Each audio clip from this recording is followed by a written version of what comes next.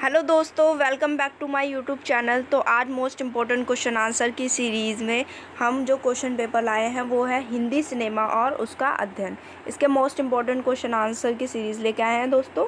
ये जो question paper है दोस्तों वो हिंदी जीई का है, जो कि बीए प्रोग्राम वालों के लिए इम्पॉर्टेंट है, जो 6 सेमेस्टर में है, एसवाल, एनसीएम और साथ में रेगुलर वालों के लिए इम्पॉर्टेंट है। तो चलिए देख लेते हैं इसके मोस्ट इम्पॉर्टेंट क्वेश्चन आंसर्स। तो दोस्तों क्वेश्चन पूछा गया है, कला सिनेमा से आप क्या समझते हैं, स्पष्ट करें। तो दोस्तों ये जो क्वेश्चन है आपका एसवाल वाले जो बच्चे थे उनके एग्ज़ाम में पूछा गया था। अगर आपको कोई भी डाउट है तो आप क्वेश्चन पेपर चेक कर सकते हैं, मैं लिंक डिस्क्रिप्शन में मेंशन कर दूंगी, आप वहां से क्वेश्चन पेपर चेक कर सकते हैं कि ये क्वेश्चन पेपर में आया है या फिर नहीं। एक बार देख लेते हैं इसका आंसर हम कैसे लिखेंगे। तो कला विधा के रूप में सिनेमा और उसकी सिद्धांत की, यानी कि कला का संबंध सृजन से है और मनुष्य ने आरंभिक समय से इसे सृजनात्मक का परिचय दिया है। मानव सभ्यता के विकास के साथ कला रूपों का भी विकास होता गया है। कला द्वारा मस्तिष्क और कल्पना को शिक्षित करने का अर्थ ऐसे मस्तिष्क का निर्माण करना जो मानवता के बेहतरीन सोपानों को पार करे, जहां से मनुष्य संकुचित विचारों से ऊपर उठ सकता है। सिनेमा कई कलाओं की समुचित विधा है, जैसे कि नृत्य, गीत, संगीत, अभिनय, चित्रकला, सभी कलाएं इसमें समाहित है। इसलिए सिनेमा आम जनता से आसानी से संवाद करने में सफल हुआ। सिनेमा आज के दौर का एक महत्वपूर्ण कला माध्यम है और माध्यम का अपने समाज से गहरे स्तरों पर जुड़ाव है। तो दोस्तों कला और सिनेमा का आपस में बहुत ज़्यादा गहरा संबंध है। जैसे कि आपको पता ही है कला क्या होता है, स्किल, ठीक है। कला से क्या होता है, हर किसी के जीवन में कला का एक अलग ही महत्व होता है। हर किसी के पास अलग अलग तरह की कला होती है। जैसे किसी के पास कोई आर्टिस्ट है, कोई सिंगर है, कोई टीचर है, कोई डॉक्टर है। इसी प्रकार क्या होता है दोस्तों, सिनेमा की बात करें तो सिनेमा में जो कला विद्यमान होती है वो कौन कौन सी होती है, जैसे कि नृत्य हो गया, गीत हो गया, संगीत, अभिनय, चित्रकला, ठीक है दोस्तों। तो सिनेमा का सामान्य परिचय हम पहले समझ लेते हैं। सिनेमा हमारी संस्कृति का हिस्सा है। हमारे जनजीवन को अगर कोई कला व्यापक स्तर पर प्रभावित कर पाई है तो वो भी सिनेमा है। सिनेमा के आरंभ से ही व्यावसायिक और अव्यावसायिक फिल्में बनती रही है। उन्हीं फिल्मों को दर्शकों और आलोचकों ने याद रखा जिन्होंने हमारी सांस्कृतिक चेतना को गहराई से प्रभावित किया, ठीक है। तो वही फिल्में ज़्यादा फेमस हुई हैं जिन्हें हमारी सांस्कृतिक चेतना गहराई से प्रभावित हुई है। मतलब सिनेमा सिर्फ आनंद नहीं विचार भी है। सवाल यह है कि आप देखने के लिए किस तरह की फिल्में चुनते हैं, ठीक है। तो सबकी अलग अलग चॉइस होती है, तो अलग अलग तरह की फिल्में, जैसे किसी को एक्शन फिल्में, किसी को हॉरर फिल्में पसंद होती है, तो सबकी अलग अलग चॉइस होती है। सिनेमा समाज को वैचारिक रूप से मजबूती भी प्रदान करता है। सबसे लोकप्रिय कला माध्यम के रूप में हम सिनेमा को देखते हैं। फिल्में समाज और समय का जीवंत दस्तावेज होती है। चरित्र प्रधान या किसी घटना पर बनी फिल्मों का निर्माण सामाजिक बदलाव की पूर्ति के उद्देश्य से किया जाता है। जैसे कि जैसे रियल इंसिडेंट पे जो फिल्में बनाई जाती है वो इसलिए होती है कि समाज में परिवर्तन आए, ठीक है। तो इस बेसिस पे बनाई जाती है वो फिल्में। 90 के बाद हिंदी सिनेमा में कई तरह के ग्रुप्स बने। कुछ लोगों के लिए सिनेमा सिर्फ व्यवसाय था। ये वो लोग थे जिन्हें सिनेमा बनाना पुरानी पीढ़ी से विरासत में मिला था, ठीक है। तो सिनेमा किसी किसी को, सबको एक जैसा नहीं लगा था। सिनेमा किसी को व्यवसाय लगा। ये वो लोग थे जिन्हें पीढ़ी से ही मिला था, मतलब कि विरासत में मिला था सिनेमा, जिन्होंने लंबे संघर्ष के बाद अपना स्थान बनाया और वह एक ही तरह की फिल्में बनाकर पैसा कमाते हैं। राम गोपाल वर्मा, डेविड धवन, राजकुमार संतोषी, करण जौहर, आदित्य चोपड़ा जैसे निर्देशक इसी श्रेणी में आते हैं, ठीक है। तो इनके आप नाम याद रख सकते हैं। तीसरे वे लोग हैं जिनके लिए सिनेमा एक आंदोलन है, ठीक है। तो तीसरे वो लोग आ जाते हैं जिनके लिए सिनेमा क्या है, एक आंदोलन है। वह सिनेमा से समाज को बदलना चाहते हैं। अनुराग कश्यप, तिमांशु धुलिया, दिवाकर बनर्जी, सुजीत सरकार, अनुराग बासु जैसे लोगों ने सिनेमा को ग्लोबल से लोकल बनाया, लेकिन उन्हें ख्याति ग्लोबल मिली। इन फिल्मकारों ने ऐसे ऐसे विषयों को उठाया जिससे अन्य लोगों को घिन आती थी, जो विषय तथाकथित सभ्य समाज के लिए अनफिट बैठते हैं। नए लोगों ने प्रयोग किया और सफलता भी पाई, ठीक है। तो कुछ लोग इसको आंदोलन समझते हैं जिससे क्या हो, पूरे देश में क्रांति हो, पूरे वर्ल्ड में क्रांति हो, और लोग जिन विषयों को घृणा से देखते हैं उन्हें भी समझे, ठीक है दोस्तों। अगला समझ लेते हैं, युवा पीढ़ी हिंदी सिनेमा के केंद्र में रही है, ठीक है। तो जो युवा पीढ़ी है वो सबसे ज़्यादा हिंदी सिनेमा के केंद्र में रही है। सिनेमा की कहानी में भी देखने वालों में थी। चूंकि फिल्मकार इस सच्चाई से अवगत है इसलिए उन्होंने युवा के प्रति ईमानदारी बरती। आज जो लोग फिल्में बना रहे हैं उनके केंद्र में भी युवा पीढ़ी ही है। युवा में जैसे 3 इडियट्स, रंग दे बसंती, स्टूडेंट ऑफ द ईयर, दिल दोस्ती, एक्स्ट्रा आदि फिल्में युवा को मन को छूने वाली है, ठीक है। तो ये मूवीज़ भी और साथ में और भी मूवीज़ है जो युवाओं के दिल को छूती है। युवाओं को केंद्रित कर हर वर्ष दर्जनों फिल्मों का निर्माण होता है, ठीक है। बहुत सारी फिल्में बनाई जाती है हर वर्ष जो कि युवाओं के मन को ध्यान में रख के बनाई जाती है। आने वाले समय में सिनेमा युवाओं के लिए कुछ बेहतर ही करेगा। सिनेमा युवा जीवनपन के मुद्दों एवं समस्याओं को लेकर बेहद ईमानदार भूमिका निभाता है। युवा हिंदी सिनेमा ने अपनी व्यावसायिक समस्या और सीमाओं के बावजूद लोक पक्षता एवं सार्थकता समझौता नहीं किया। भारत में सबसे ज़्यादा युवा आबादी है एवं सबसे ज़्यादा साल में फिल्में बनती है। ठीक है दोस्तों, तो भारत में जो सबसे ज़्यादा आबादी है वो युवा की है और फिल्में भी सबसे ज़्यादा बनती है। युवा वर्ग सिनेमा के क्षेत्र में प्रति ज़मीन को उभर बनाएगा, यानी कि जो युवा वर्ग है वो क्या करेगा, फिल्म क्षेत्र को, सिनेमा क्षेत्र को अच्छा बनाएगा। फिल्में कभी एक जैसी निर्मित नहीं हो सकती है। ठीक है, एक जैसी फिल्में कभी भी नहीं बन सकती है। हिंदी फिल्म उद्योग एक बड़ा उद्योग है। यहाँ विभिन्न भाषाएं, परिवेश से लोग आते हैं और अपने ढंग से काम करते हैं। ठीक है, यहाँ अलग अलग तरह के लोग आते हैं, अलग अलग भाषाएं बोलते हैं, अलग अलग धर्म को अपनाते हैं। ठीक है, और वो अपने तरीके से काम करते हैं। यह जरूर है कि नई पीढ़ी पर उम्मीद किया जाना चाहिए, वही बेहतर सिनेमा बन पाएगी। उसके पास नई दृष्टि और काम करने का नया ढंग है। भूमंडलीकरण के बाद, यानी कि वैश्वीकरण, जैसा कि आपको पता ही होगा, के बाद हिंदी सिनेमा बनाने वालों और देखने वालों दोनों की दृष्टि बदली है। आगे मैं कुछ ऐसी फिल्मों की चर्चा करने जा रहा हूँ, मतलब कि हम बताएंगे इसके बारे में जिसमें समाज का नया चेहरा देखने को मिलता है। फिल्में हिंदी सिनेमा की पारंपरिक छवि को तोड़ते हुए ऐसे विषयों पर नहीं है जिन्हें अभी तक किसी फिल्मकार द्वारा हिम्मत की नहीं दिखाई गई। जैसे कि आप थप्पड़ मूवी का एग्जाम्पल ले सकते हैं, पिंक मूवी का एग्जाम्पल ले सकते हैं। ये सारी ऐसी मूवी हैं जो क्या करती है, पारंपरिक छवि को तोड़ के और साथ में क्या करती है, एक नए समाज का निर्माण करती है। आगे बढ़ते हैं दोस्तों, कला रूप में सिनेमा सैद्धांतिक समीक्षा समझ लेते हैं। सिनेमा आज कला के रूप में सर्वमान्य हो चुका है, जिसकी एक लंबी प्रक्रिया चली, जिसमें पश्चिम के सिनेमा सिद्धांतों की महत्वपूर्ण भूमिका है। सिनेमा को कला के रूप में प्रतिष्ठित करने में पश्चिम और पूर्व के मिले जुले प्रयासों की बड़ी भूमिका है। शुरुआती चरण में सिनेमा को कला के रूप में देखना केवल एक फिल्म सराहनीय माना जाता था। यह क्रम 50वें दशक के पहले तक चला रहा। अन्य कलाओं की तरह सिनेमा भी देश का सामाजिक संरचना और व्यक्ति की समस्याओं से सीधे जुड़ा रहता था।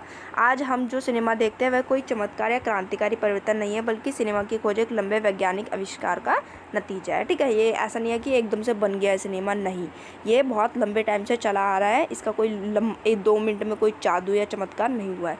पिछले 150 वर्षों में इस समाज, सभ्यता तथा संस्कृति के साथ कई चीज़ें जुड़ी है। इन नई चीज़ों में समाज, संस्कृति तथा सभ्यता को गहराई से प्रभावित करने वाले दुनिया के सर्वाधिक बड़े और अनूठे कला माध्यमों से सिनेमा का जुड़ना काफ़ी महत्वपूर्ण रहा है। सिनेमा आज के दौर का एक महत्वपूर्ण कला माध्यम है।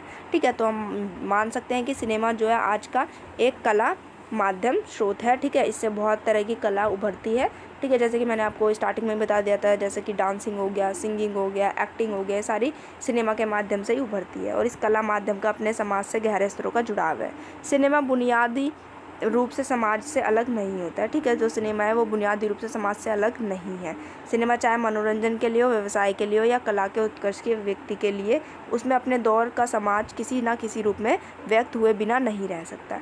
यह अभिव्यक्ति प्रत्यक्ष और अतिरंजित रूप में भी हो सकती है और प्रत्यक्ष रचनात्मक रूप में भी। सिनेमा ने सामाजिक यथार्थ को खूबसूरती से प्रस्तुत किया है। सिनेमा को केवल मनोरंजन तक सीमित नहीं किया जा सकता, बल्कि सिनेमा समाज को गहराई तक प्रभावित भी करता है और खुद प्रभावित भी होता है। ठीक है, तो सिनेमा को हम एज अ एंटरटेनमेंट नहीं ले सकते हैं। सिनेमा क्या करता है, एक नए समाज का निर्माण भी करता है, हमें बहुत सारी चीज़ें सिखाता भी है, हमें एजुकेट भी करता है, खुद भी प्रभावित होता है, दूसरों को भी प्रभावित करता है। तो हमें सिनेमा से बहुत सारी चीज़ें सीखने को मिलती हैं। आगे है दोस्तों, सिनेमा की व्यवहारिक समीक्षा करते हैं हम। अपनी नवीन विचारधारा और क्रांतिकारी तेवर के कारण पूरे विश्व में जाने वाले फ्रांस ने ही सिनेमा विधा को भी जन्म दिया। लूमियर बंधु, जैसे कि मैंने आपको पिछली वीडियो में पढ़ाया था, अगर आपने पिछली वीडियो नहीं देखी है तो लिंक मैं डिस्क्रिप्शन में मेंशन कर दूँगी, आप वहाँ से चेकआउट कर सकते हैं। और लुई तथा जॉर्ज मिलिए तीनों फ्रांस के नागरिक थे। लूमियर बंधु पिछले कई वर्षों से छायांकन के क्षेत्र में अभिनव प्रयोगों में जुड़े थे। अपने आरंभिक प्रयोगों में सफलता पाने के बाद उन्हें चलचित्रों का माध्यम यथार्थ को प्रस्तुत करने के लिए सर्वश्रेष्ठ लगा। 28 दिसंबर 1895 को पेरिस में पहली बार जब उन्होंने स्टेशन पर आ रही रेलगाड़ी, फैक्ट्री से छूटने के बाद घर जाने के लिए बाहर आते मजदूरों तथा बगीचों में पानी देते मालिक के चलचित्र प्रदर्शित किए, तो इन फिल्मों में स्थान, समय तथा परिवेश का प्रमाणिक प्रस्तुतिकरण पूर्ण यथार्थ को जी लेने का एहसास कराता था। ठीक है, तो उन्होंने सबसे पहली मूवी, एक तरीके से कहा जा सकता है, सिनेमा का निर्माण किया। समाज की धड़कनें सिनेमा में साफ सुनी जा सकती है। सिनेमा समाज की गतिविधियों को व्यक्त करने में समर्थ माध्यम है।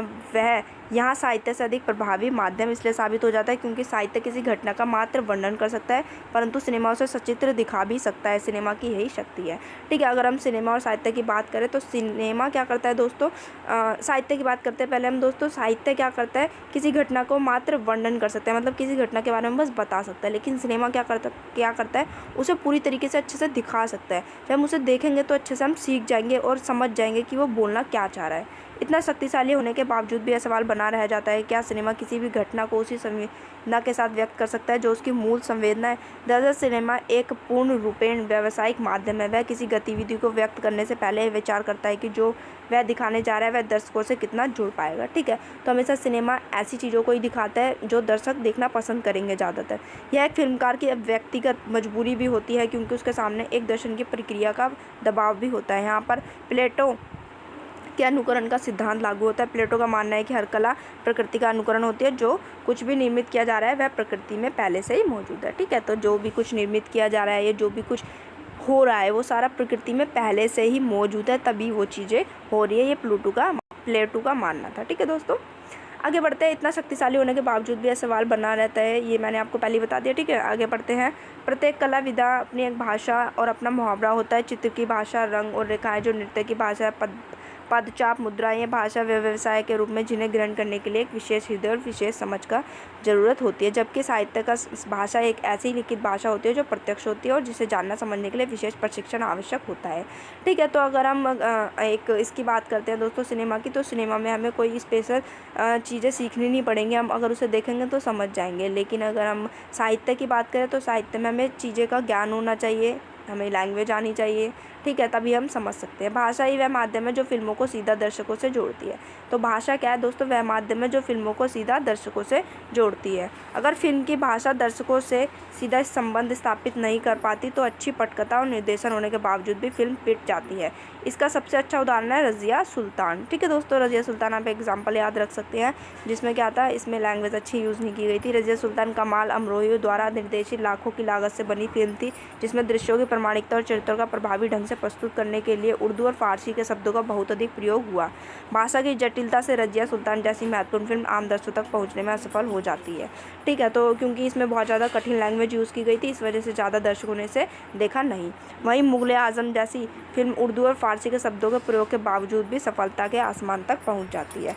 कारण स्पष्ट नज़र आता है कि इस फिल्म में अमरोही ने हिंदुस्तानी भाषा का प्रयोग किया, जो भारतीय जनमानस को अपनी भाषा से आसानी से जोड़ देती है। ठीक है, क्योंकि इसमें हिंदुस्तानी लैंग्वेज का यूज़ किया गया था, इस वजह से फिल्म ज़्यादा फेमस हो जाती है मुग़ल आज़म। और जो मुग़ल आज़म मूवी है दोस्तों, इसके बारे में मैंने शॉर्ट नोट पहले ही डाल दिया, आप उसकी वीडियो भी चेक कर सकते हैं, लिंक मैं डिस्क्रिप्शन में मेंशन कर दूँगी। भाषाओं की जटिलता ने कई अच्छी फिल्मों को दर्शकों से दूर कर दिया। इसका एक उदाहरण हमें हाल ही की फिल्में काइट्स में देखने को मिलता है। ऋतिक रोशन एक विदेशी बालक की प्रेम कहानी पर बनी है फिल्म अलग अलग भाषाओं के प्रेमियों के बीच पनपे प्यार की दास्तान है। इस फिल्म में दोनों पात्रों के आपसी वार्तालाप के लिए किए गए संवाद दर्शकों को खटकने लगते हैं, इसलिए एक अच्छी मनोरंजन फिल्म भी असफल हो जाती है। वस्तुतः हम देखते हैं कि भाषा की शाब्दिक सीमा से ऊपर उठ जाना ही सिनेमा की सबसे बड़ी शक्ति है, और जिस फिल्म में यह शक्ति जितनी अधिक होती है वह फिल्म उतनी सार्वभौमिक सर्वकालिक बन जाती है। आगे दोस्तों, सिनेमा भाषा के बढ़ते वर्चस्व के सिनेमा भाषा चुनता है। इधर कुछ वर्षों में भोजपुरी, पंजाबी, तमिल, तेलुगु आदि भाषाओं का बाजार बढ़ा है। सिनेमा भी इन भाषाओं को चुनकर फिल्म में स्वाद में नमक जितना लोकल भाषा डालता है। भोजपुरी इधर की कुछ वर्षों में आंदोलन और मनोरंजन दोनों को भाषा बनाकर उभरी है। देखते ही देखते भोजपुरी सिनेमा की बिकाऊ भाषा बन गई। पीके फिल्म का वह दृश्य जिसमें आमिर खान राजस्थान में एक लड़की का हाथ पकड़ जिस भाषा को अपने स्थानांतरण करते हुए भोजपुरी है। ठीक है, जो वो लैंग्वेज चेंज होती है ना दोस्तों, अगर अपने पीके मूवी देखी होगी तो भोजपुरी लैंग्वेज होती है। यह नयास नहीं हुआ है, क्योंकि भोजपुरी इस दौर में लोकप्रियता का एक नया मानदंड स्थापित करने वाली भाषा बनी है, लिहाजा सिनेमा ने उसका फ़ायदा उठाने के लिए फिल्म बना दी।